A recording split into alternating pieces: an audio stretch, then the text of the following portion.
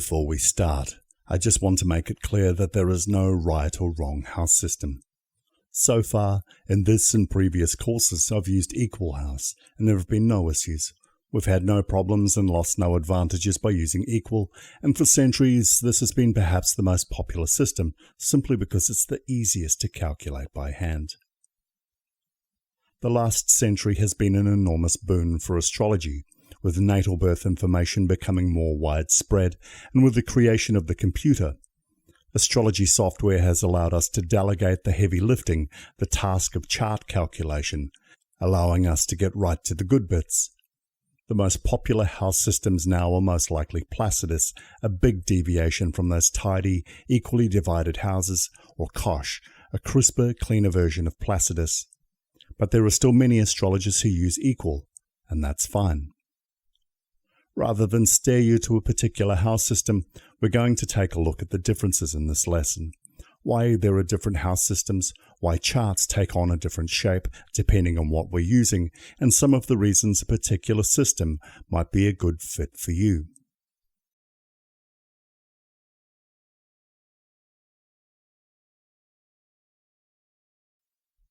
Let's go right back to the first lesson in this course, where we talked about how the chart is calculated. We have a horizon and an elliptic, and these two axes provide the extreme points of the chart. An equal house system takes the wheel at face value and simply assigns 30-degree divisions. These become houses, and the planets fall where they may. It's uncomplicated, clean, and eliminates many of the problems faced by more complex house systems. And remember, complexity doesn't guarantee accuracy, but the position of the MC and the IC are nudged to the top and bottom to make for a tidier fit. Quadrant house systems follow a similar premise, but they observe the position of the elliptic rather than pushing them to the top and bottom like the equal system. The houses are then equally divided between the points of the elliptic and the points of the horizon. This is also known as Hellenistic astrology and includes the systems Campanus, Regiomontanus, and Kosh. Placidus is based entirely on the degrees the elliptic follows from the nadir to the horizon and from the horizon to the midheaven, and as such is more an hours-based system. The path taken by the elliptic is trisected to create the cusps of houses 2, 3, 11, and 12, and the cusps of houses 8, 9, 5, and 6 are opposite these houses on the chart. Complicated? Absolutely. But computer technology has taken the sting right out, and Placidus is the most popular system in the Western astrology world.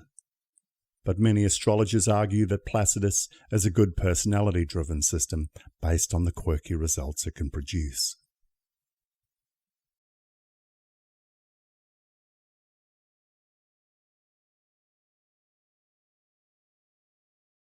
Can you really nudge the midheaven and nadir to make a tidier chart? Many noted astrologers argue that you can, and remember that this is one of the oldest house systems in the world that crosses multiple continents and civilizations, and we're talking a range of thousands of years. Surely, any real issues with equal would have been detected and calculated out by now. And think about it. The constellation on the eastern horizon is the key to the chart. Equal uses this point as the anchor for chart calculation, and why not? The Earth and everything happening on or around it is secondary to that.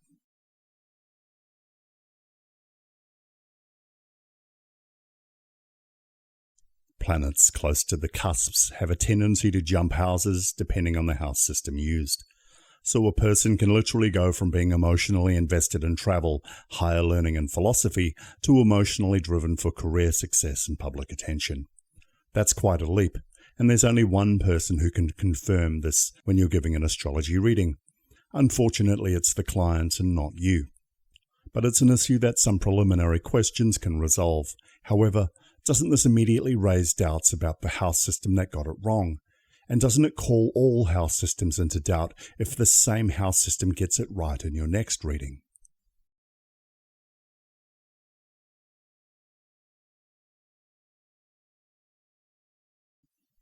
This is an issue that only affects Placidus, and if you live in Longyearbyen, Norway, you probably already know all about it. Placidus plots the position of the houses based on the position of the ecliptic, which is just fine until you get over the 66th latitudes. Then Placidus collapses into itself. So the universe may literally cave in based on where you were born because of a divide by zero problem. This doesn't necessarily mean that Placidus doesn't work. It simply means Placidus doesn't work everywhere.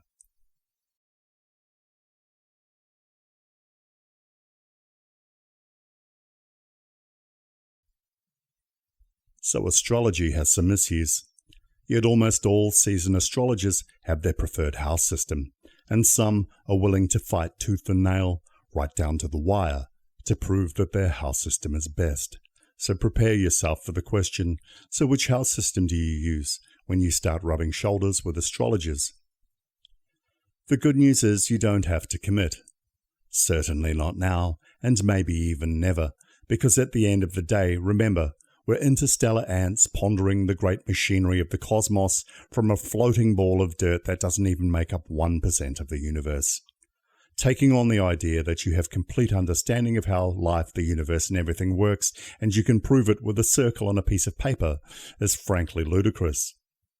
But it may help to remember that each house system keys off particular coordinates, and knowing this may help you make some big decisions about which house system is right for you or whatever astrology task you're trying to perform. Equal house uses the constellation on the eastern horizon and thus is more cosmic in its scope. If you see us as spiritual beings who are connected to the universe, then this is an excellent house system and it's got everything you need to make sound interpretations. Equal is an excellent one-size-fits-all astrology system for any astrologer at any level, and don't let anyone tell you otherwise. Quadrant house systems, or unequal house as it's sometimes called, use a combination of the ecliptic and the horizon to plot the houses of the chart.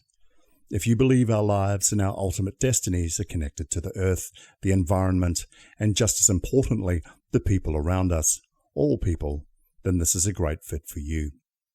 Quadrant house systems are popular for many predictive astrologers, especially systems like Regiomontanus for horary astrology.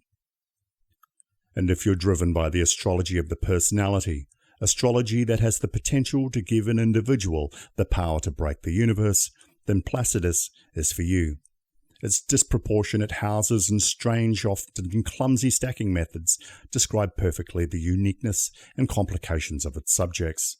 It's unashamedly imperfect, irreverently goofy, and, well, it's us, warts and all. Many of the greatest astrologers shift house systems even after decades or writing books. It's a rite, and it's often a waypoint along the journey that is learning about ourselves, so don't rush into locking yourself into a particular house system. They all work, unless you live in Longyearbyen, Norway.